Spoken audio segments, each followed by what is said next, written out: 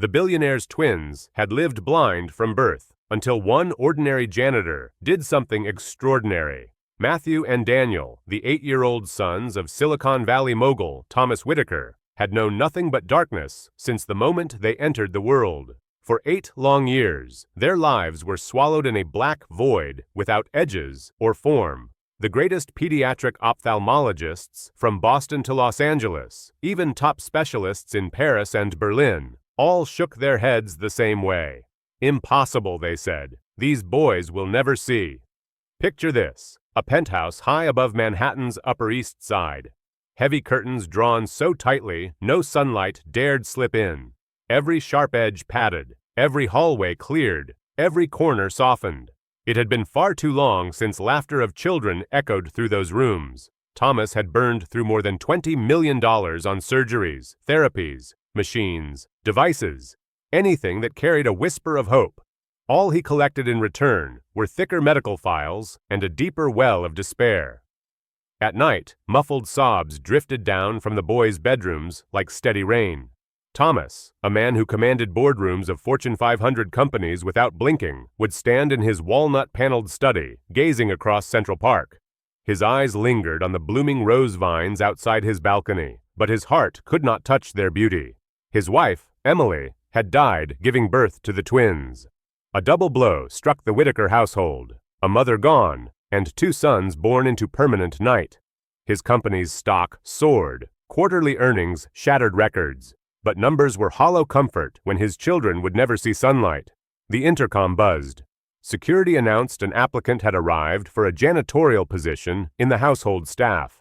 It was a small cog in the great machine of a home that ran like clockwork, yet that moment was about to bend the entire arc of their story. Standing at the reception desk was Sarah Miller, a tall black woman in her late 30s. She wore a neat white shirt tucked into faded jeans, her sneakers scrubbed spotless. She carried a simple tool bag, her hair pulled back, her eyes calm and steady. The guard barely looked at her before muttering, "Service entrance is around the back."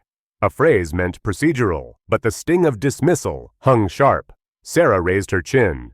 "I'm here for my appointment with Mr. Whitaker." The guard froze, then cleared his throat. "My apologies, ma'am. Elevator to the penthouse." Catherine Holmes, the household manager of 20 years, greeted Sarah upstairs. "Mr. Whitaker is very precise," she whispered. "This house has rules." Sarah nodded quietly. Her sharp eyes took in every padded corner, every rounded cabinet, every curtain pulled tight against the day. The care was absolute, designed to protect 2 blind boys. What gripped her heart, though, was the heavy, airless gloom. The curtains smothered all trace of morning light, sealing the penthouse in permanent twilight. Thomas entered, tailored navy suit pressed, his face dignified yet weary. "Thank you for coming, Miss Miller." They shook hands. He flipped through her resume. "This is a large household, 12 bedrooms, a library, 2 offices. Salary is $3,500 a week, weekends off. One condition." He set his jaw. "Do not interfere with my son's therapy schedule. I won't allow anyone to plant hope only to break it again." His voice broke slightly on those last words. Sarah drew a long breath. She understood that weight. Years earlier in Detroit, she had raised her younger brother Caleb, who was born with severe low vision. She had spent countless hours teaching him sound orientation, contrast objects, tactile games. She still remembered his laughter as she spun a toy that clicked in bright rhythm. But Caleb died in an accident at 15. A loss that scarred her forever. She had vowed, from then on, that if ever she had a chance, she would use what she'd learned to help another child trapped in darkness. "I don't promise what I can't deliver," she replied, her voice calm. "I'll do my work and respect your family's boundaries." From upstairs, the boy's soft crying drifted down the staircase. Thomas flinched but said nothing, closing the folder. "You can start tomorrow morning." As Sarah left the study, Martha, the nanny, a white woman in her 50s in her starched uniform, glanced at Sarah's tool bag and smirked. "We keep things a certain way here." The words were polite, but the implication heavy. "Don't change anything, especially you." Sarah offered a neutral smile. She had been dismissed, belittled, put in her place, countless times before. This was no different. That night, in her small staff quarters, she opened a worn wooden box. Inside were scribbled notes she'd saved from Caleb's childhood. A small flashlight, a few black and white flashcards, a clicking toy top. She packed them neatly. New York City was a place where light always found cracks. Perhaps here, in this high-rise mansion, she might find one to slip through. The next morning, Sarah rose early. Catherine greeted her with coffee in the kitchen. Thomas strode past on a phone call, still pausing long enough to give a polite nod. Sarah repeated the rule in her mind. Don't interfere. But from upstairs, the sobs called to her like invisible threads, tugging at her chest. She found herself outside the family room. The door stood ajar. 2 oversized armchairs swallowed 2 small figures, Matthew and Daniel, rocking themselves in the rhythm of self-comfort. Martha sat across from them, eyes glued to her phone. "Stop crying," she muttered flatly. "You know it won't change anything." She didn't even glance up. Sarah's heart clenched. She stepped back toward the doorway, gripping the spray bottle in her hand. She gave it a squeeze. The faint hiss of mist filled the silence like a thin blade of light.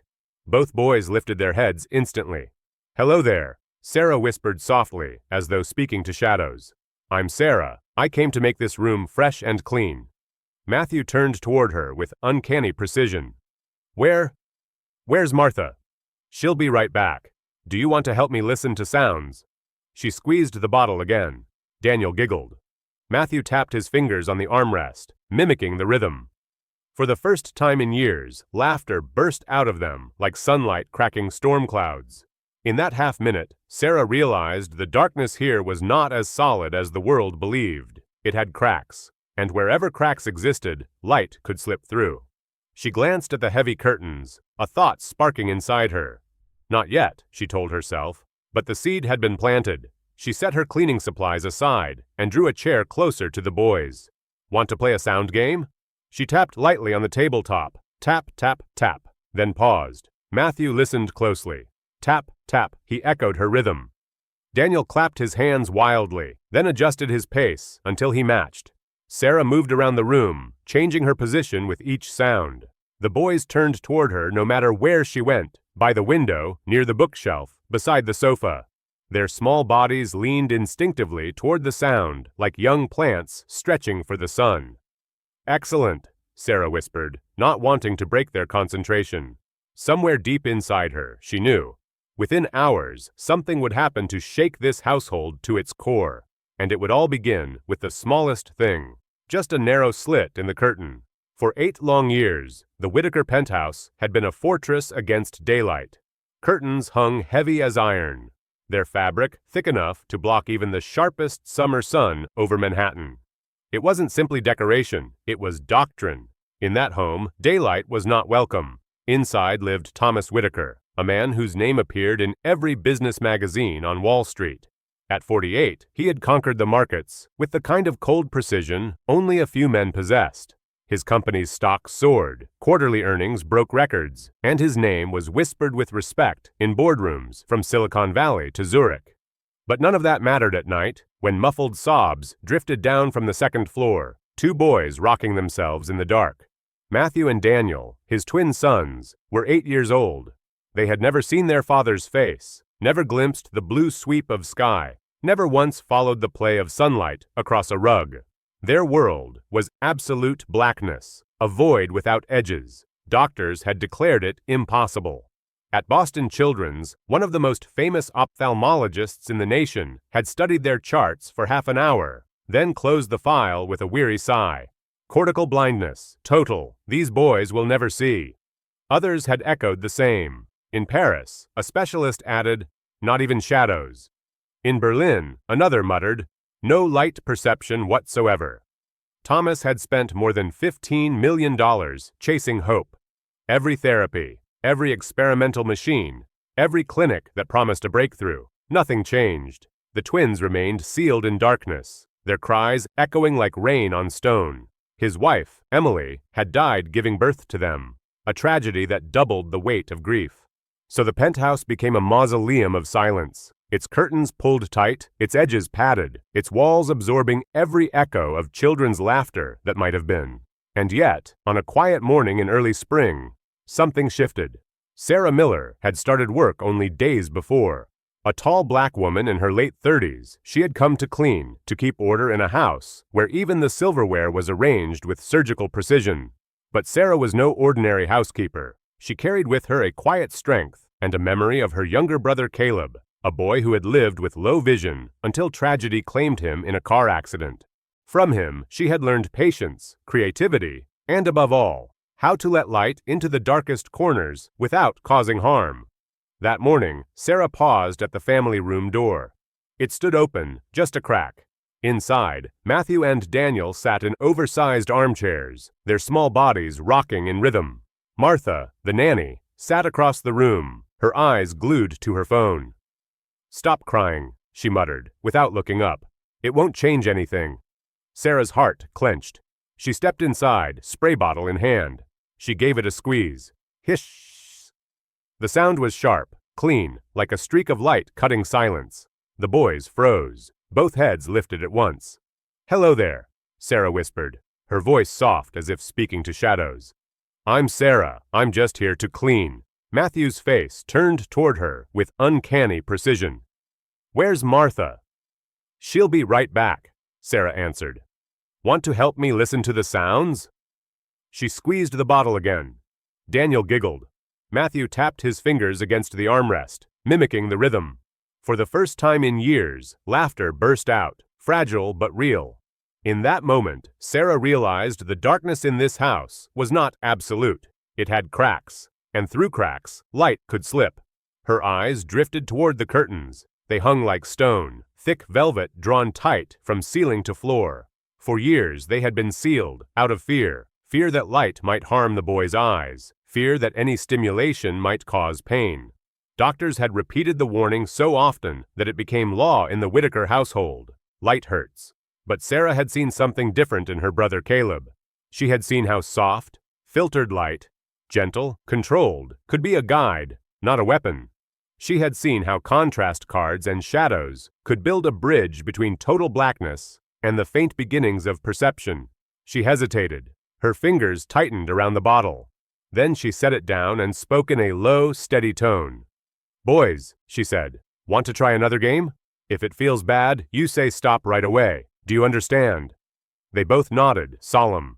Sarah walked toward the window. Every step felt like rebellion, as though she were walking against the laws carved into this household.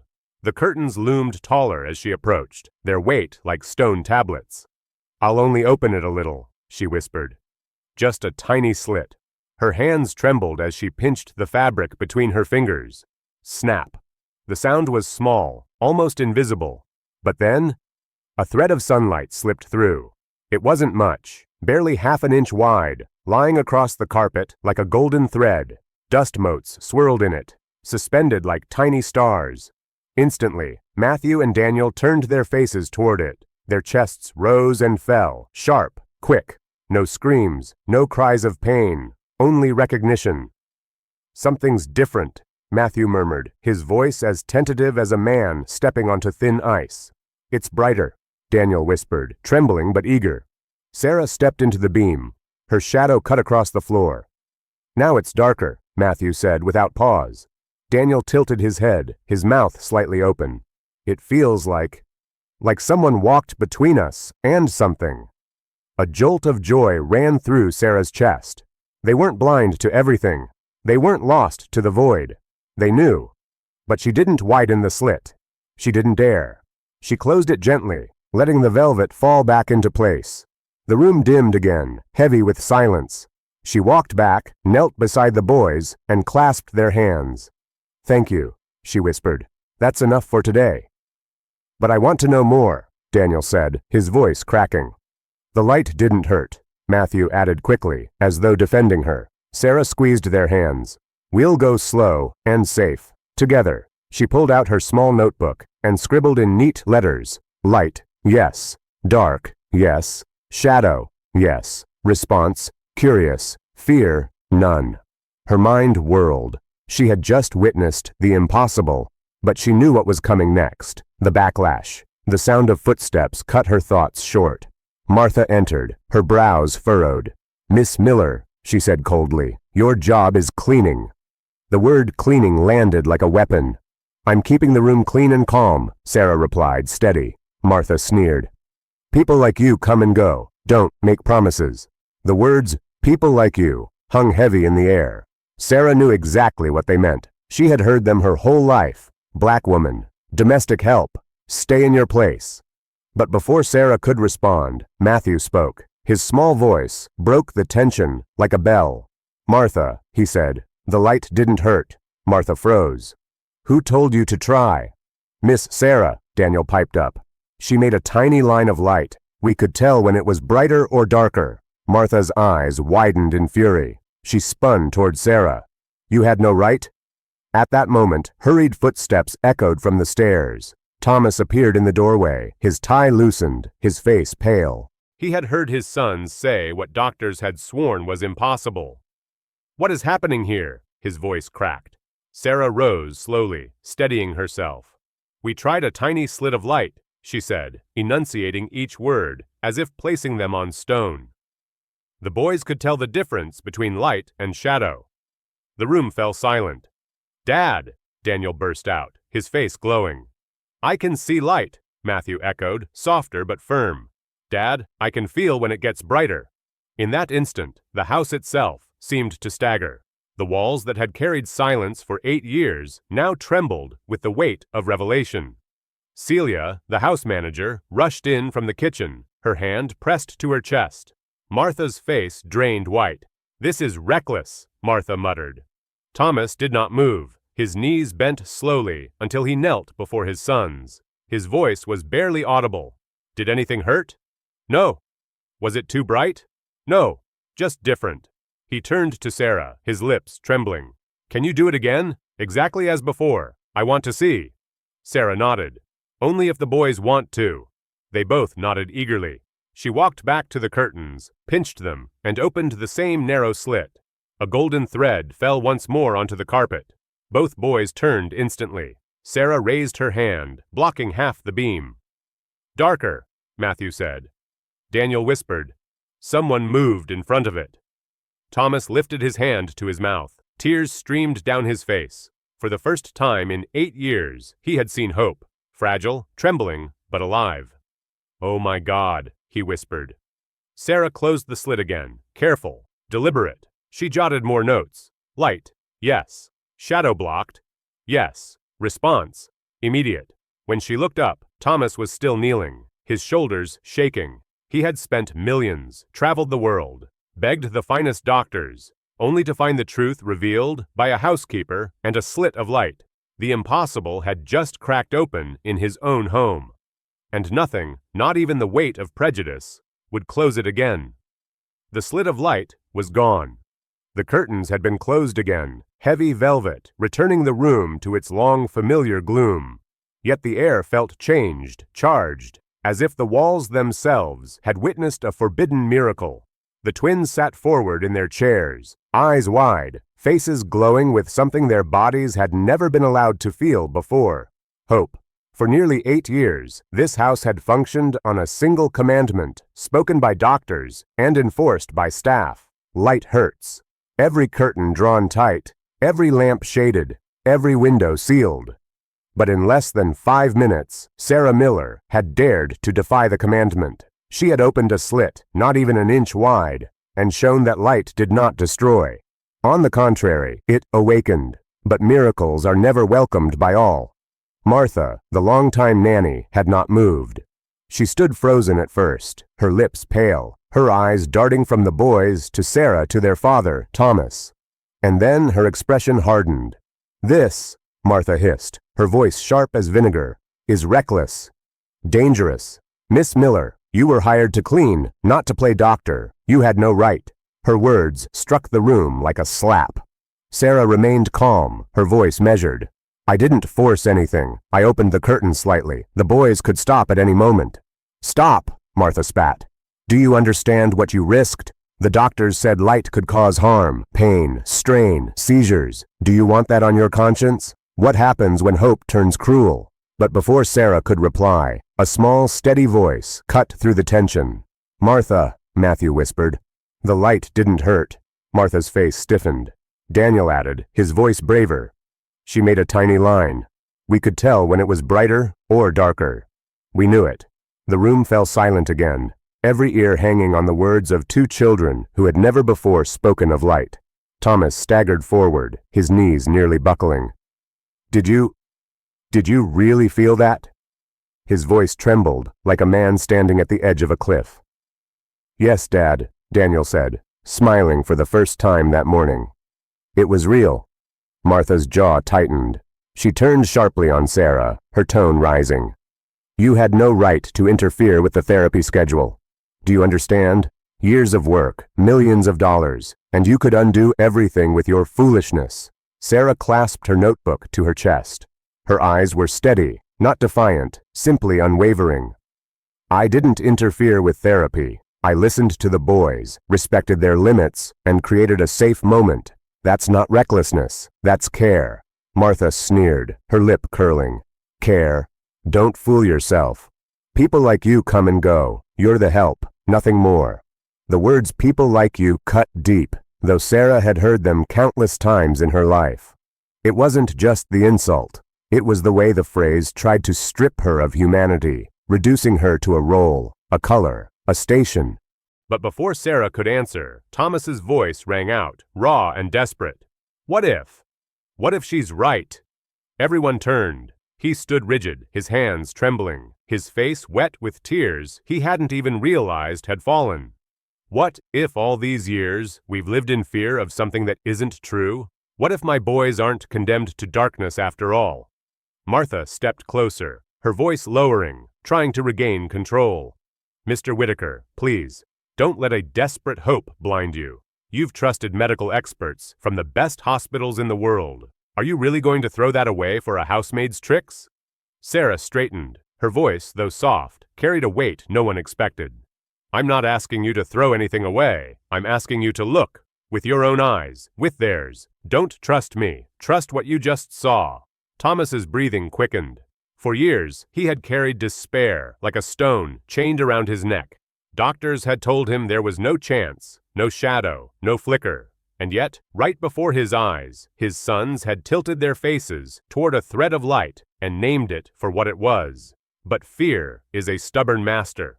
Martha seized the moment, her voice sharp. If you allow this, you risk everything. Do you know what the doctors will say if they find out? They'll call it neglect, abuse even. You'll face lawsuits, investigations. They could take the boys away. And for what? For a fantasy? The words landed heavy, each syllable a stone. Child Protective Services, investigations, neglect. They weren't idle threats. Thomas knew all too well how quickly powerful institutions could turn their gaze and how mercilessly they could judge. Celia, the house manager, slipped into the room, her face pale, but her eyes wide with something else. Wonder. Mr. Whitaker, she whispered. I heard them. The boys said light. They've never said that before. Not once. Martha spun on her. Stay out of this, Celia. You and I both know this house has rules for a reason. Celia's hands trembled. Sometimes rules outlive their purpose. The boys sat quietly, clutching each other's hands. They were too young to understand the politics unfolding around them, but old enough to know one truth. For the first time in their lives, the darkness had not been complete. Sarah bent down, her voice gentle. You're not broken, she told them. You're brave, and we'll take this one step at a time. Martha's eyes flashed. Enough. This ends now. I'm calling Dr. Collins. She turned on her heel, her phone already in hand. Thomas raised his voice, louder than anyone had ever heard him in that house. No. Martha froze mid-step. No, he repeated, his voice steadier now. We will not bury this moment under fear and threats. I saw what I saw. I heard what my boys said, and I will not pretend otherwise just because it doesn't fit the rules we've lived under. The room went still. Martha's lips pressed into a thin line. If you defy the medical team, Mr. Whitaker, you'll regret it. They will come down on you with everything they have. Thomas stepped closer, his voice dropping. Then let them. I have spent millions on experts who gave me nothing but despair. If the truth of my son's eyes begins with a single slit of light, then I'll follow that light wherever it leads. Sarah felt her throat tighten. She had not come into this house to fight battles, only to work, to keep things clean, to honor her brother's memory in quiet ways. Yet now she stood at the center of a storm, accused, dismissed, but holding in her heart the undeniable image of two boys turning toward light. Martha stormed from the room, her heels clicking against the marble. Her voice echoed from the hall as she barked into her phone. "Dr. Collins, it's urgent. Something reckless has happened." The sound faded, leaving only silence in the family room. Thomas collapsed into one of the armchairs, his face in his hands. The weight of years pressed down, but beneath it flickered something new, something dangerous, fragile, yet unstoppable. Hope. Celia placed a hand on his shoulder. "Mr. Whitaker, I haven't heard those boys laugh like that in years. Maybe it's time to listen." Sarah sat beside the twins. She opened her notebook and began to write with steady strokes, as though each letter anchored the moment in permanence. Light did not cause pain, recognition clear, fear absent, curiosity present. Daniel tugged at her sleeve. "Miss Sarah," he whispered, "can we do it again tomorrow?" She smiled, though her eyes burned. "Yes, sweetheart. We'll go slow, always safe." Thomas lifted his head, his gaze heavy on her. "Miss Miller," he said quietly, "you've just changed everything in this house." And he was right. For years, the Whitaker penthouse had been ruled by silence, by shadows, by the authority of distant experts. Now, with a single beam of sunlight, that authority had been cracked. And like all cracks, it promised one thing. Sooner or later, the wall would break. But every miracle carries its own backlash. Upstairs, a phone call was being made. Words like reckless, dangerous, and child endangerment, already moving down the line toward powerful ears. Sarah looked again at the boys, their faces still glowing from the memory of light. She knew what was coming. The house itself would soon be shaken, its rules questioned, its order challenged. Accusations, investigations, and storms of prejudice would gather. Yet she also knew something Martha and Collins did not. Once a child has seen even a thread of light, you can never convince him it was only darkness. The phone call came less than an hour after Martha's frantic call to Dr. Collins.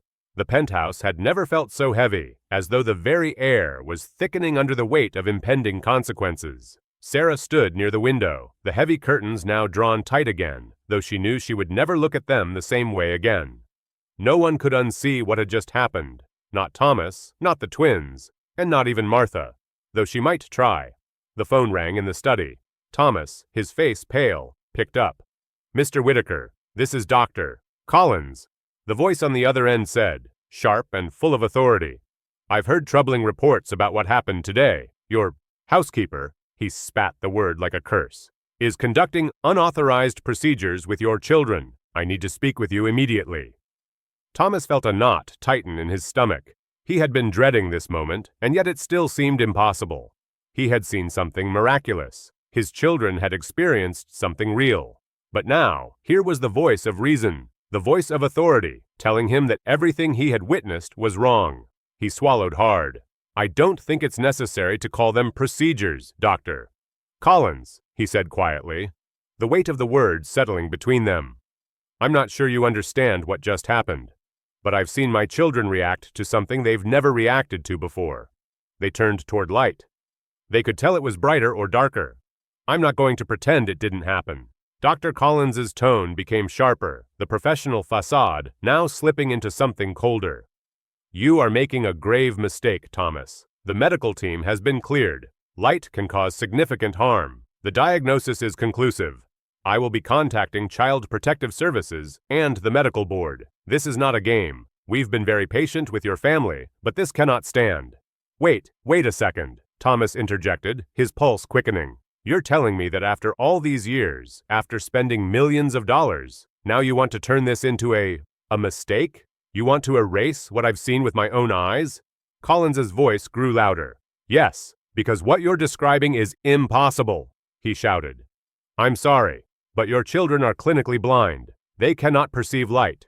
I will not stand by and let you jeopardize their health and future by allowing someone with no medical qualifications to play with their sight."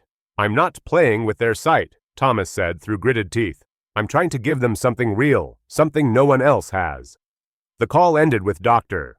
Collins promising swift action, leaving Thomas alone in the study, staring out at the stillness of Central Park, a once beautiful view, now marred by the looming storm on the horizon. That storm arrived quickly. Within hours, the front door buzzed with the sound of a visitor. "Mr. Whitaker, there's someone here to see you," Celia's voice crackled over the intercom. Thomas looked at Sarah, his eyes filled with confusion and fear. "Who could that be?" he muttered. He opened the door, and two men walked in, their faces serious, their suits expensive. One of them flashed a badge. "Good afternoon, Mr. Whitaker. I'm Mark Freeman, from the State Medical Board. This is Dana Lewis, from Child Protective Services." Thomas felt his chest tighten. The words felt like a death sentence. He barely had time to process before Dana spoke. "We've received reports of potentially dangerous behavior regarding your children's health, and we've been asked to conduct a review. We understand that your children have been involved in certain practices that are not approved by licensed medical professionals. We're here to look into that." Sarah stood in the corner, her hands folding into fists by her side. The room, once filled with the faint hum of quiet comfort, was now thick with tension. Thomas looked at her, then back at the two figures in front of him, their presence stark, official. "You're mistaken," Thomas said, his voice hoarse but firm. "I've seen nothing but improvement. My children have reacted to light in a way I never thought possible. They haven't been harmed. In fact, they've shown progress." Freeman, the man from the medical board, raised a hand. "Mr. Whitaker, we're here to do our job. We've been alerted to this, and we're required to investigate thoroughly. Your children's health is of utmost concern to us." The accusation hit like a thunderclap, drowning out everything else. Sarah spoke, her voice even, measured. "I'm not doing anything harmful. I've been documenting everything. Their reactions, the light exposure, their comfort levels. The boys have the right to stop whenever they want. This is not an experiment. This is care." Dana, who had remained quiet until then, nodded solemnly. "We'll need to see all documentation and evidence regarding these activities. We're also going to need to speak with the children." Thomas's mind raced. He had never feared for his children's well-being more than he did in that moment. They were in danger, not from light, not from Sarah, but from the weight of an authority too entrenched in its own certainty to see anything else. "We'll do whatever it takes to cooperate," Thomas said finally, his voice heavy with the knowledge that the next steps would be the hardest yet. Sarah stood firm, though her heart pounded in her chest. "If we have to show them the video, we will. The data doesn't lie." Freeman nodded, motioning for Dana to follow him. "We'll start with the children. I'm afraid this process is unavoidable." The twins were brought downstairs, their small hands clasped together. Michael and Daniel seemed nervous, their eyes shifting from one adult to another, their once eager faces now cautious, unsure. They had never been in a situation like this before. Dana crouched down to their level, her smile warm but strained. "Hi, I'm Dana. I'm here to make sure you're safe. Can you tell me about what happened with the light?" Daniel shifted uncomfortably, glancing at Sarah, then at his father. "The light. It was bright, but not too bright. We didn't get hurt," he said softly, as if trying to reassure everyone. Michael nodded quickly, adding, "We could tell when it got brighter or darker. We weren't scared. It didn't hurt." Freeman watched from a distance, his eyes narrowed. He scribbled something down, but said nothing. Thomas stepped forward. "They're telling you the truth. We're not forcing anything. They've been given the right to stop whenever they feel uncomfortable. There's no harm in that." Dana stood up, glancing at Freeman. "Thank you, boys. You've been very brave. We'll make sure everything is handled properly." As they left, the weight of the situation settled in the room like a cloud, dark and oppressive. "I don't understand," Sarah said quietly. "How could they not see? How could they ignore what the boys are telling them?" Thomas closed his eyes, his hands clasped tightly. "I don't know, Sarah, but I do know this. I'm not backing down. I saw the light in their eyes today, and I will do whatever it takes to protect that." It wasn't just about the light anymore. It was about the very essence of his children's lives, their right to see it, to feel it, to know it. He had let fear rule for too long. He couldn't let it take over now. The storm was just beginning. But for the first time, Thomas understood something that had eluded him for years. In the face of darkness, it was the smallest sliver of light that could ignite a revolution. The day the Whitaker family arrived at Manhattan Children's Hospital, Thomas felt the weight of 1,000 unanswered questions pressing on his chest. It wasn't just the high-rise towers of the city outside the hospital's windows. It wasn't even the looming threat of judgment from those who had doubted him. It was the idea that, after 8 long years of searching for answers, here they were, standing on the precipice of truth, but unsure whether it would be a welcome sight or a harsh, unyielding verdict. The twins, Michael and Daniel, held his hands tightly as they approached the elevator, their small fingers wrapped around his like they were holding on to their last vestige of hope. They had been through so much already. Too many tests, too many hours spent sitting in sterile waiting rooms, too many strangers poking and prodding, each one offering a diagnosis that only seemed to deepen their isolation. But this time Thomas held on to a fragile belief that today could be different. Dr. Anna Brooks had been the one to reach out, her reputation as a compassionate yet scientific ophthalmologist standing in sharp contrast to the cold bureaucracy of the medical establishment Thomas had encountered for years. She had promised him a fair shot, a real, thorough evaluation of his son's vision. No assumptions, no closed doors, just a chance for the truth to reveal itself. As they entered the testing room, Michael and Daniel instinctively flinched. The bright lights and strange equipment were all too familiar, but this time there was something else in the air, a sense of opportunity that had been absent before. Anna smiled warmly at them as she motioned for them to sit. "Hey there, Michael and Daniel. I'm Dr. Brooks," she said, bending down to their level. "We're going to have a little fun today. We're going to see how well you can track light and shadows. Nothing to be scared of. Just play." Sarah, standing quietly by the door, looked at the boys with a quiet optimism. Thomas felt her gaze, and for the first time in days, he allowed himself to believe that maybe, just maybe, his sons had a future beyond the dark void they had lived in. Anna walked over to a projector, adjusting the light levels with the precision of someone who had spent years in the field. "I'm going to shine some soft lights in front of you, and I want you to let me know what you see. Tell me if it's brighter or darker. No wrong answers, okay?" Michael and Daniel exchanged a quick glance. They were nervous, but eager. The same mix of emotions they had carried their entire lives. Fear, yes, but also something new, something that had been awakened in them that morning. The first test was simple. Anna projected a low-light target onto the wall and asked Michael and Daniel to track it with their eyes. They leaned forward, their tiny heads tilting in tandem, following the light. It was the first time they had been asked to do this with any real expectation. They weren't just feeling their way through the world. They were actively participating in it. "Good job, Michael," Anna said, noting his slight head tilt. "Now, Daniel, your turn." Daniel's eyes darted, his face intent. The projector flickered, and Daniel's gaze followed it immediately. It wasn't a dramatic movement, just a slight tilt of the head, but it was there. It was a response. A real, clear response. Thomas watched, his heart pounding. This was the moment he had been waiting for, the moment when all the doubt and fear could be silenced. But as the seconds ticked by, he couldn't help but notice something else, something more troubling. In the corner of the room, behind the observation glass, stood the shadow of Dr. Collins, his presence almost palpable. It was as if the old guard of medical authority had come to oversee this new chapter, to make sure nothing veered off course. Anna continued with the tests, moving to the next stage, where she would use high-contrast patterns. She carefully adjusted the lighting, ensuring it remained soft and controlled. "This is called the optokinetic nystagmus, OKN test," she explained. "We'll use moving stripes to see how well you can track them." As she began the test, Michael and Daniel's responses were more pronounced. Their eyes followed the stripes with increasing confidence. And Daniel, who had once been terrified of such stimuli, actually reached out to touch the projected light. "That's it, Daniel," Anna cheered. "You're doing great." Thomas could feel his chest tighten with emotion. He had spent years in this very hospital, sitting in waiting rooms, hearing the same words over and over again. Impossible. Total blindness. No perception of light, no hope. And now, here were his sons, not only reacting to light, but engaging with it. They weren't just perceiving it. They were learning to interact with it.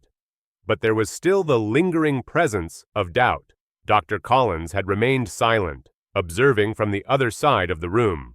Thomas could almost feel the weight of his stare, the years of professional arrogance pressing down on this fragile moment. When the test finished, Anna turned to him with a smile. "Mr. Whitaker, you've got two very smart boys here. We've got some more tests to do, but I think it's safe to say they're responding to light. They're not totally blind. They've got vision, functional vision." Thomas blinked, disbelief mixing with relief. "You're sure?" he asked, his voice barely above a whisper. Anna nodded, her expression steady. "I'm sure. They're still at a low functional level, around 30% vision, but they're not totally blind, and with the right training and stimulation, that can improve." And then, before he could digest this revelation, a chilling voice spoke from the other side of the room. "That's impossible." It was Dr. Collins. He had moved into the testing room without anyone noticing, his figure now looming like a shadow over Anna's findings. His tone was condescending, dismissive. "This is irresponsible. None of this should be happening." Anna straightened up, her eyes cool but unwavering. "Dr. Collins, we've just completed a series of tests. Their responses are real. There's no mistaking it." "I don't care what tests you've done," Collins snapped. "These children were diagnosed with cortical blindness. You're playing with their future. This," he gestured to the light projected on the wall, "is a dangerous mistake." Thomas stepped forward, his anger rising. "Enough, Collins. I've had enough of your impossible diagnoses. I've seen what's happening with my sons. This isn't about your status anymore. This is about their reality." Dr. Collins shook his head, almost disbelieving. "You're letting a housekeeper dictate your children's future. A housekeeper? You don't know what you're getting into. I'll be contacting the medical board immediately." Anna's voice cut through the tension. "Dr. Collins, with all due respect, the children's progress doesn't have anything to do with their caregiver's occupation. It's about their responses to gentle, controlled light exposure. You may not agree, but the data doesn't lie." Collins turned sharply on his heel and walked out, muttering something under his breath about unqualified personnel and reckless practices. Thomas's heart raced, the anger, relief, and disbelief mingling into a sense of disorientation. He had just seen his sons interact with light in a way no one had ever thought possible. Yet here was the very embodiment of medical authority trying to strip that away, to discredit everything they had just witnessed. Anna turned to him, her expression softening. "I know it's hard, Mr. Whitaker, but don't let him rob you of this moment. The data supports it. Your boys are seeing, and that's something no one can take away from you." Thomas nodded, his throat tight. "Thank you. I don't know where we go from here, but I know we've just seen a glimpse of a future I thought was lost." Outside, the city's hum continued, indifferent to the quiet revolution unfolding inside the sterile walls of Manhattan Children's Hospital. Thomas stepped closer to his sons, their faces now filled with a new light. Not the cold, clinical light of certainty, but the warm, soft light of hope. And he knew, deep down, that no matter what came next, they had just taken the first real step into the world outside the darkness. The moment the story broke, it felt like the world outside the penthouse had shifted on its axis. The phone rang off the hook, emails flooded in, and the faint hum of an ordinary day in New York City was replaced by an incessant noise that refused to quiet. It wasn't just reporters and camera crews asking for interviews anymore. The media had latched onto a story, and once it had its teeth in, it wouldn't let go. At first, it had seemed like a small blip, an innocent remark here, a headline there. But within hours, the news was everywhere. The title, "Billionaire's Twins Subjected to Reckless Light Experiments by Housekeeper," appeared across the front page of every major outlet. News outlets, bloggers, and social media influencers jumped on the bandwagon, each one adding a layer of hysteria to a story that was far from the reality. It was relentless. On the evening of the story's release, a young reporter named Jada Simmons, who had been sitting near the Whitakers in the waiting room of Manhattan Children's Hospital, decided to live stream what she had witnessed. What started as a quiet recording of the calm atmosphere quickly turned into a media sensation, with viewers bombarding the screen with comments, questions, and outrage. The next morning, Every corner of the media landscape was filled with the same accusations: reckless, unqualified, dangerous. These words were slung like stones at Sarah Miller. Thomas sat in his study, his head buried in his hands. The storm outside was nothing compared to the storm inside. "I don't understand, Sarah. How did it get to this? We've done everything by the book, and now they're calling it abuse. They're saying you're experimenting on my kids." Sarah stood by the window, her arms crossed, watching the cars pass by, the constant parade of life outside, in stark contrast to the chaos inside. The lines of her face were hard to read. She had never been one for grand gestures. But now she felt it all, the weight of years of racism, prejudice, and class division. "I didn't promise them miracles, Thomas. I just showed them a sliver of light. I let them see what no one else has dared to show them." Her voice was steady, but beneath it, Thomas could hear the exhaustion, the battle she was already fighting, one she never asked for, but had found herself in all the same. Outside the windows, the world seemed to march forward while inside, their world was being ripped apart. The phone rang again. Thomas gritted his teeth. It was Dr. Collins. "Mr. Whitaker," his voice came through cold and calculated. "I've just seen the report. This is a disgrace. You're putting your children at risk, and now the whole world is watching." Thomas clenched his fist around the phone. "You can't silence us, Collins. I'm done with the lies. My children are seeing, and you can't take that away."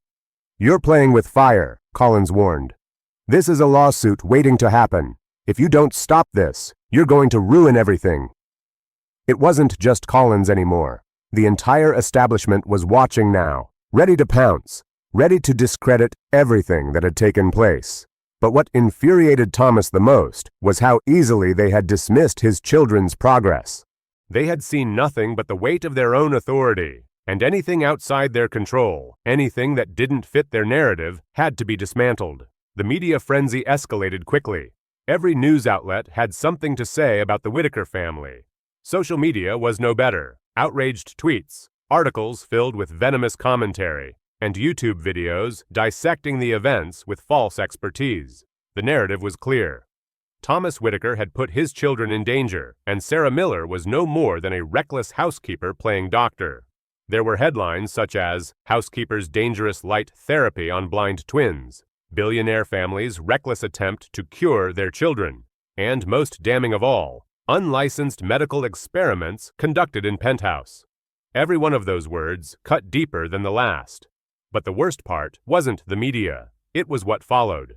The reporters began showing up at the penthouse building. Not just a few, dozens. News vans parked along the street, cameras pointed toward the front door, while microphones and notepads appeared outside the windows. It felt like the very air was heavy with their gaze, as if they were waiting for the inevitable fall. Inside, the Whitakers couldn't breathe. Thomas felt cornered, his every decision now under the microscope of public opinion. Sarah had to leave the house, only once during that period, and even then, she was harassed by reporters in the lobby. Her heart pounded as she tried to make her way to the car. The flashing lights, the shouted questions. "Why are you experimenting on those poor children?" Stung like bee stings. One of the reporters thrust a microphone into her face. "How does it feel to be called a reckless maid in the media?" Sarah froze, the weight of the accusation threatening to break her. She had never intended to harm anyone. All she had ever wanted was to help, to give these children a chance at something their parents had long feared they would never have. But now she was reduced to nothing more than a scapegoat, a woman in a uniform, fighting a battle no one cared to understand. Back at the penthouse, things were no better. Thomas and Sarah sat in the family room late one evening, staring at the TV, as another story broke on the local news. They watched as yet another sensationalized piece aired, showing doctored clips from the video of the twins responding to light. The headline flashed across the screen: "Unqualified housekeeper endangers children with light therapy." The anchor, with his polished smile, spoke as though he had all the facts. "Reports are coming in of a dangerous situation at the Whitaker residence. Children are being exposed to light treatments with no medical oversight." The segment cut to footage of a highly edited clip showing a concerned-looking doctor. Collins. "This is medically unsound," Collins said on camera. "What is being done to these children is reckless and unapproved. It's a dangerous situation that must be stopped immediately." Thomas slammed his fist down on the armrest of the couch. "That's it. That's what they're doing. They're turning this into a circus, Sarah. They're spinning the story to fit their narrative, no matter what the truth is." Sarah sat in silence for a moment before replying, her voice calm but resolute. "We knew this would happen. People like us, people who don't fit the mold, are always the ones that get blamed. They can't accept that someone without a medical degree might have the answers." She wasn't wrong. The public had latched on to the idea that a housekeeper, someone from a lower socioeconomic background, could never have a hand in something so groundbreaking. Their bias was impossible to ignore. Every headline that misrepresented her, every insult hurled her way, was rooted in something far uglier than professional disagreements. It was rooted in race, class, and power. As the days dragged on, the attacks on Sarah grew more personal. They didn't just question her methods, they questioned her very worth. But even in the midst of this, something changed. Richard, Thomas's longtime lawyer, had been monitoring the media storm. He understood better than anyone the power of public perception, but he also knew that the truth had a power all its own. "Let the media keep talking," Richard said as he walked into the penthouse one evening, his expression grim. "But we're going to fight this, legally, and we'll fight it with evidence. You've got the facts on your side, Thomas. No one can dispute that." He was right. Sarah's documentation, the video clips, the data, the evidence spoke for itself. As much as the media twisted the narrative, they couldn't erase the truth, and that truth would soon come for them. The courtroom was a place of cold, gray marble floors and sharp-edged desks, each one a symbol of authority and control. The air was thick with the scent of polished wood and the faint buzz of murmured conversations. It had become a battleground, and Thomas, Sarah, and the twins, though seated in the quiet of the gallery, felt the weight of every eye upon them, some curious, some condescending, and others filled with something far darker. Suspicion. The accusations had already been made. The media had already built its narrative. The headlines that had painted Sarah as a reckless, unqualified housekeeper experimenting on blind children had made their mark. Now, in this cold, cavernous room, the truth would have to speak louder than the voices of authority that had spent years pushing it into the shadows. On one side of the courtroom sat Dr. Henry Collins, flanked by his lawyers, his eyes hidden behind the rim of his glasses. He had become the face of the establishment, the same man who had dismissed Thomas's sons as lost to darkness, the same man who had now turned his medical expertise into an accusation against a woman who had dared to question the system. Thomas could barely stomach looking at him. The anger he had felt in the hospital waiting room when Collins had dismissed his son's progress as impossible now burned hotter than ever. Across from him sat Dr. Anna Brooks, Sarah's staunch ally, and the one person in this entire process who had spoken the truth without fear. Her presence in the courtroom was quiet, confident, and firm. She knew the stakes of this battle, and more importantly, she understood the weight of the truth she carried.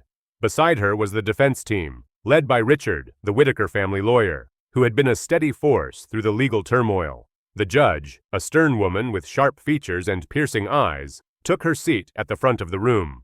The gavel struck once, twice. The sound echoed like the start of a race. "This court is called to order," the judge's voice boomed.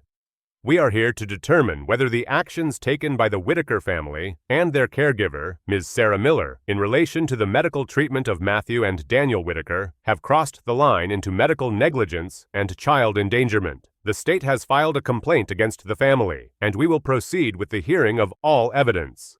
The words hung in the air like a heavy curtain, but Thomas could barely focus on them. His mind kept replaying the moment when his sons had first turned toward the light, their faces filled with wonder, something no doctor had ever thought possible. Now, they were in this sterile, impersonal place, fighting for their right to be seen, to be heard. The first to speak was Dr. Collins. He stood and adjusted his glasses, preparing to make his case. "Your Honor, the issue before us is clear," he began, his voice calm, measured, and authoritative. The Whitaker family has, through the actions of Ms. Miller, subjected these children to unapproved, unsupervised light therapy, a practice that flies in the face of medical consensus. The twins were diagnosed with cortical blindness. That diagnosis is conclusive. They cannot perceive light. Their exposure to light under these circumstances could cause irreversible harm. The children were not involved in any medically approved treatments, and as such, I must insist that this court act decisively to stop this dangerous behavior. Thomas's chest tightened. His hands gripped the arms of his chair, knuckles white, as he listened to Collins twist the truth into a version that served his own interests. He had to fight this. He couldn't let this man, this institution, reduce his sons' lives to nothing more than a set of medical papers that hadn't even bothered to account for the possibility of change. But before he could speak, Dr. Anna Brooks rose to her feet. Her presence commanded the room, the same quiet authority that had calmed his nerves when she had first examined the boys. She spoke slowly, carefully, her voice carrying the weight of knowledge and integrity. "Your Honor," she began, "the children in question have undergone a series of carefully controlled tests that did show their ability to respond to light. Their responses were not a fluke, nor were they random. These boys have demonstrated the ability to perceive light and shadows, and while their vision may not be perfect, it is functional. I've conducted multiple tests, and each has supported the findings that the children's perception of light is real." The room fell silent. Thomas felt his heart race. There it was, the truth laid bare, the words he had longed to hear. Dr. Collins scoffed. "I'm sorry, but this is preposterous," he said, shaking his head dismissively. "You are basing this entire case on subjective observations, not objective medical science. There is no place for this kind of unverified treatment. No one can simply open curtains and claim that a blind child has seen light. We deal with facts here, not theories." Anna's expression hardened. "Dr. Collins, the facts I'm presenting to this court are based on the objective results of scientifically valid tests. These children did react to light. They responded to measurable stimuli. And that is not theory, it's science." The tension in the room was palpable. Thomas held his breath. He could see it now. The battle between cold authority and the messy, unpredictable nature of truth. The establishment was fighting not just for the children's future, but for its own reputation. They couldn't afford to admit that something had slipped past them, that a simple housekeeper, someone without their pedigree, could discover what their science had missed. The judge turned to Thomas, her gaze piercing through him. "Mr. Whitaker," she said, her voice steady, "do you have anything further to add?" Thomas stood, his heart thumping in his chest. His palms were clammy, but he felt something rise in him, something stronger than fear. "Your Honor," he said, his voice steady despite the pressure, "I've spent years watching my children live in darkness. Doctors have told me they would never see. I've spent millions of dollars trying to fix something that seemed impossible. And then a woman, a housekeeper, dared to try something no one else would. She simply opened the curtain. She let my sons see light for the first time in their lives."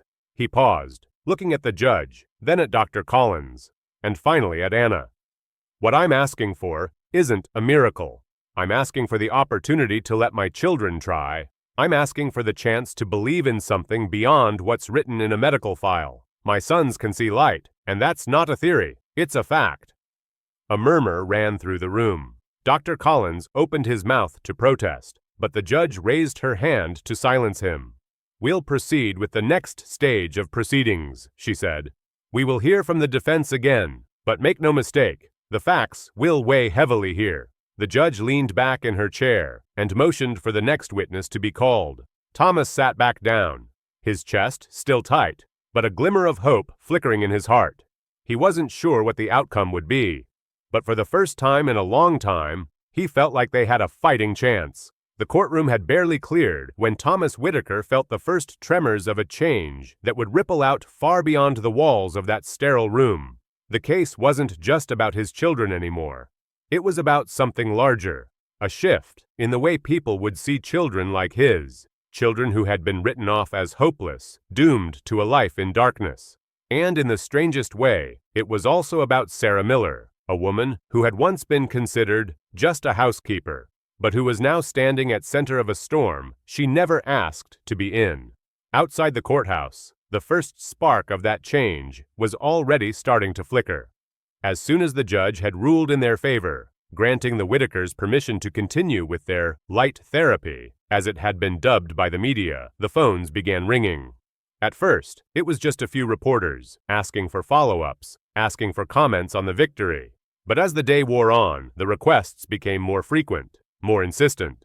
Thomas barely had time to process what was happening before his phone buzzed again. "This is Ava Reynolds, the civil rights attorney. You have a moment?" Thomas smiled at the sound of her voice, always calm, always assured.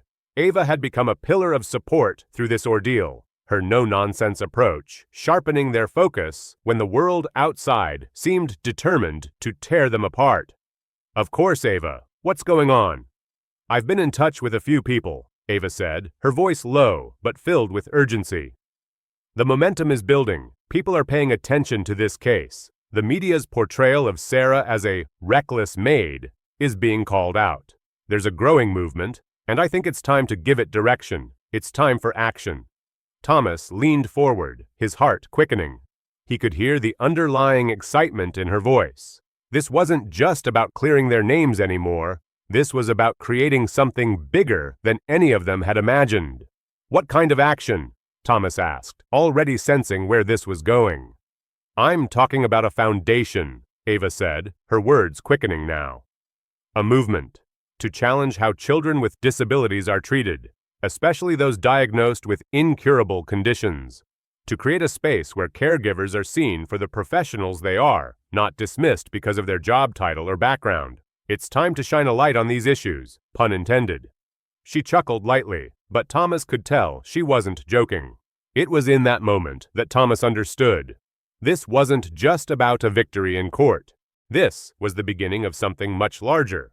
A fight not only for his sons, but for every family who had been told their children had no hope, for every caregiver who had been overlooked because of their race or their class. The story of Michael and Daniel had become a symbol, and now it was time to turn that symbol into action. The very next day, as reporters swarmed outside the Whitaker penthouse, Sarah sat with Thomas at their kitchen table, her face as calm as ever, though her eyes betrayed the exhaustion of the past few weeks. "I don't know how to feel about all of this," she said, her voice soft, but carrying the weight of the questions that had been plaguing her mind since the media firestorm began. "I didn't do this for fame. I just wanted to help." "I know," Thomas replied, taking her hand. "But look at what you've started. Look at what we've all started. People are finally seeing that the system doesn't have all the answers. We've opened a door, Sarah, and now it's time for others to walk through it." That night, as they sat together in the dim light of the living room, Thomas and Sarah made a decision. They were going to take the next step. They were going to turn this legal victory into something tangible, into something that would last long after the headlines faded. The next week, Thomas, Sarah, and Ava gathered in the same room with a few key allies, doctors, activists, and parents who had been touched by the case. They discussed the possibility of creating a foundation to advocate for children with visual impairments and disabilities, a foundation that would focus on the importance of early diagnosis, respectful treatment, and breaking down the barriers that kept certain families from receiving the care they deserved. The idea of the Gentle Light Foundation was born, a nonprofit organization that would not only support research into new therapies, but also provide education and resources for families who had been told their children had no hope. "We're not going to wait for the system to change," Ava said, looking around at the group of people gathered in the room. "We're going to be the change. We're going to build a community where parents and caregivers are supported, not dismissed, where children who've been given up on are given the tools to succeed." The first major initiative of the foundation would focus on spreading awareness about the concept of functional vision, the idea that a child's vision doesn't have to be perfect to be meaningful. The foundation would partner with hospitals and schools to develop programs that trained medical professionals and educators to work with children who were visually impaired and to understand the importance of seeing the child, not just the diagnosis. They would challenge the notion that children with disabilities should be kept in the dark, literally and figuratively, because society had written them off. At the same time, the media storm around the Whitakers didn't subside. It had taken on a life of its own, and now every news outlet from the tabloids to the major networks wanted to cover the story. But the tone was shifting. No longer was Sarah being depicted as a reckless housekeeper playing with children's lives. The story had morphed into something else, a question of systemic bias, a question of who gets to decide what children deserve. In interviews, Thomas began to see something new. The media, for all its sensationalism, was starting to hold the medical establishment accountable for the way it treated children with disabilities. "It's not just about my kids anymore," Thomas said one evening, pacing the room as Sarah watched him. "It's about every kid who's been told they have no future, every parent who's been made to feel like they don't matter. We're taking on more than just this court case. We're challenging a whole system that's built on fear and prejudice." And with that resolve, the Whitakers began their journey as advocates, not just for their own children, but for a whole generation of kids who had been left in the dark. As the weeks passed, support poured in from all corners of the country. Parents who had struggled with their children's disabilities shared their stories. Doctors who had been frustrated by the lack of progress in their field offered their expertise. And from the moment the foundation was announced, the movement began to grow.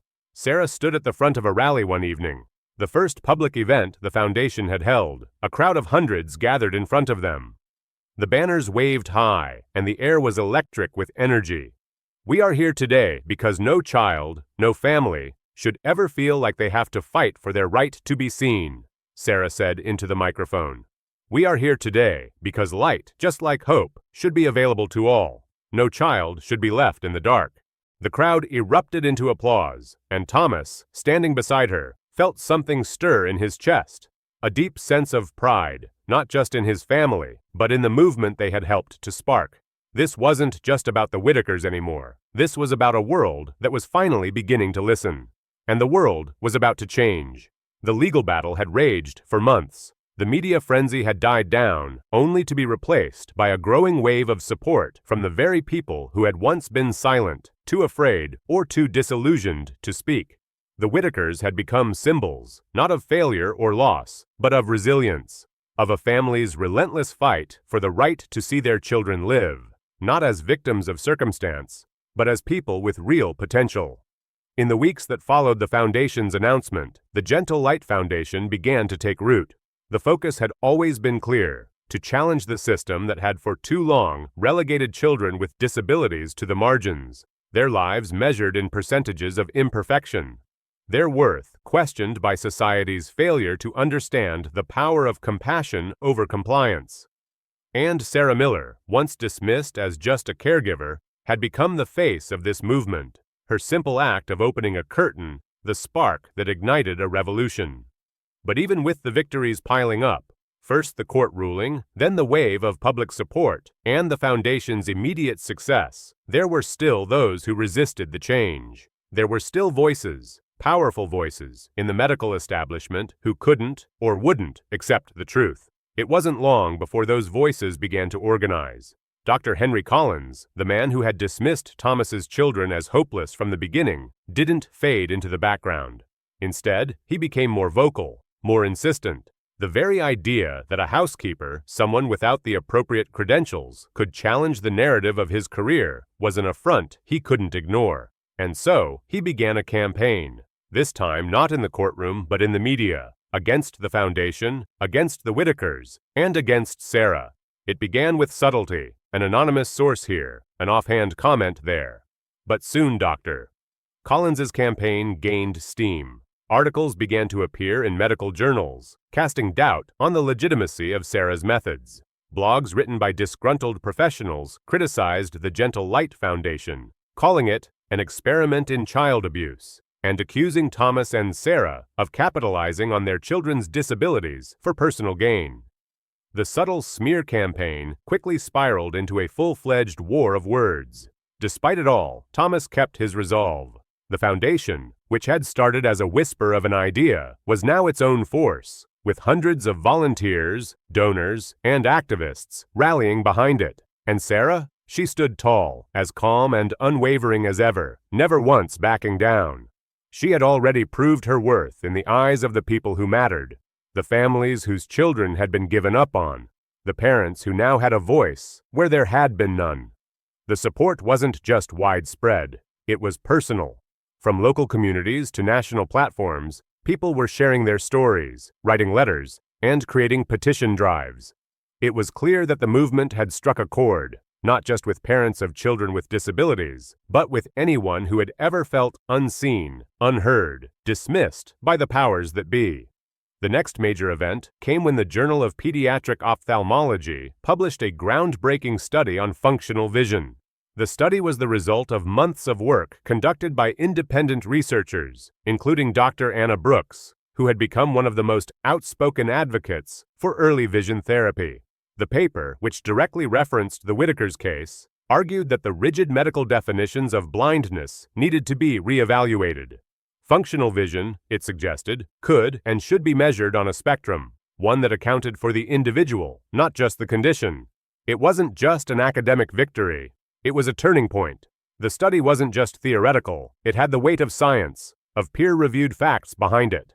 For the first time in years, the medical community was being asked to rethink everything they thought they knew about vision loss. And Thomas and Sarah knew that their son's case would be at the center of this new conversation. But the real test came when the Whitakers were invited to a press conference in Washington, D.C. to discuss the findings. It was an invitation that symbolized not just their victory, but the movement's triumph. The family flew in with Anna Brooks, Ava Reynolds, and a small group of advocates. The press conference was scheduled for the following afternoon, but the night before, things took a turn.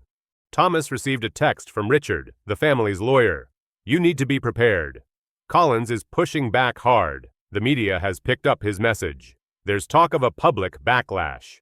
Thomas stared at the text, his heart sinking. He had anticipated this moment, but now that it was here, it felt like standing on the edge of a precipice. The spotlight that had been so warm only a few months ago now felt blinding. He turned to Sarah, sitting across from him in their hotel suite, her fingers resting lightly on her notebook. "What do you think?" he asked quietly. Sarah looked up, her expression as calm as ever. "I think it's time to finish what we started." The next day, as they walked into the press room, the tension in the air was palpable. Reporters gathered around, cameras flashing, microphones poised. Collins's camp was already in attendance, watching closely as Dr. Anna Brooks took her place at the podium. The head of the National Pediatric Ophthalmology Association followed, ready to present a joint statement endorsing the new study. And then it was Thomas and Sarah's turn. "Thank you all for being here today," Thomas began, his voice steady, but filled with the weight of everything they had fought for. "I'm here to talk about my sons, Michael and Daniel. I'm here to talk about what happened when we refused to believe that darkness was the only future they had. We opened the curtain, and we found something simple: hope." The words, though simple, hung in the air. The weight of them was felt by everyone in the room, but none more so than the reporters who had covered the case from day one. Thomas could see it in their eyes. The skepticism was starting to fade, replaced by something else: curiosity. Sarah spoke next, her voice clear and unwavering. "This isn't just about light. It's about letting children like Michael and Daniel have a chance to experience the world in their own way. It's about allowing them to define their own future, not have it defined by assumptions made by others."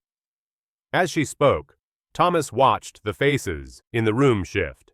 He knew that the battle wasn't over. Collins's smear campaign wasn't going to disappear overnight, but the tide had turned. They were no longer just a family fighting for their sons. They were a movement, a symbol of defiance against a system that had told them, and so many others, to accept things as they were, a system that had no room for hope.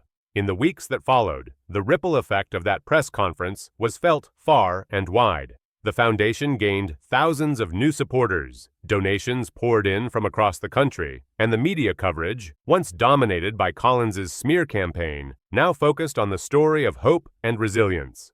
It wasn't just the Whitakers who had won. It was every family who had ever felt abandoned by the system. It was every parent who had been told their child couldn't succeed. It was every caregiver who had been dismissed. And most importantly, it was the children, like Michael and Daniel, who had been given the opportunity to define their own lives. A few months later, the foundation awarded its first round of grants for research into alternative therapies for children with disabilities.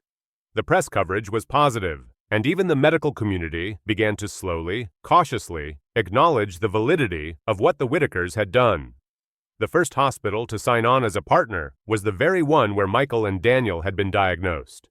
It was a symbol of how far they had come, not just as a family, but as a society. The final chapter of this story would always belong to Michael and Daniel. As they grew, they began to see the world in ways they had once thought impossible.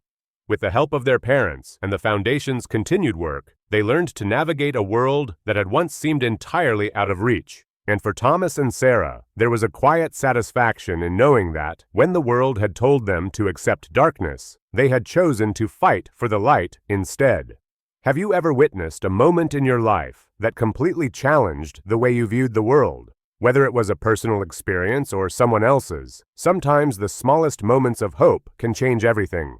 Just like the Whitakers' journey from darkness to light, it's a reminder that no matter what we're told, there's always a chance to redefine our story. What's the most powerful change you've experienced or witnessed? Share your thoughts in the comments below. I'd love to hear your stories.